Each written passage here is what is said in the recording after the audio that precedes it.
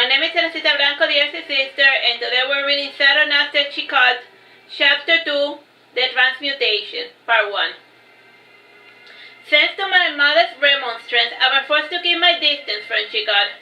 I would listen to rumors about Chicot or exchange a few words with him whenever I thought no one was looking. A few of my peers at the grammar school claimed that Chicot was controlling Alves with his magic.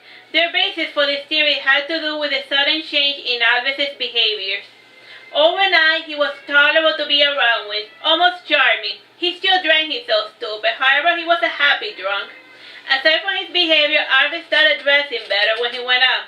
He actually wore clean clothing and was bathed before leaving the fort. He wore heavy perfume to mask the stench of alcohol. This change happened progressively in the course of 1 year. It was only in the 6th month when there was truly visible changes to his character.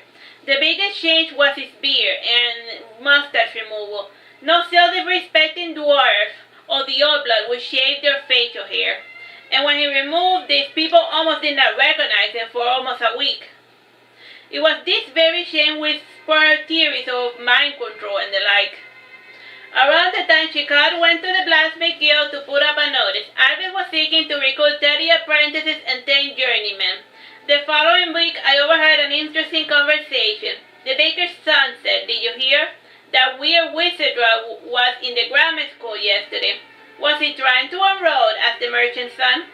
"No, he went to the botanical class and he left with 5 students.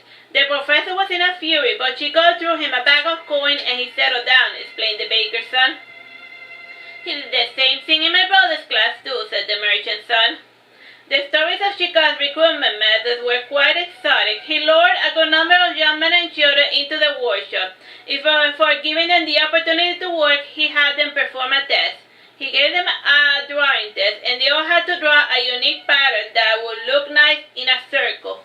He also gave them a literary, history test, and a religious test. The questions were a bit open-ended, since Chicot was technically illiterate. All the written documents had been drafted by an apprentice of questionable background, and the scribe Chicot was employing in the time was Luami, the homeschool bastard of Cassandra. Cassandra was the matron of the local whore establishment. I only knew of him through my mother's remonstrance to stay away from bad company. Indeed, she was far too focused on keeping me amongst good company that she failed to see that I was completely friendless. She's like, "Stay away from him, stay away from this," and then he ended up staying away from everyone.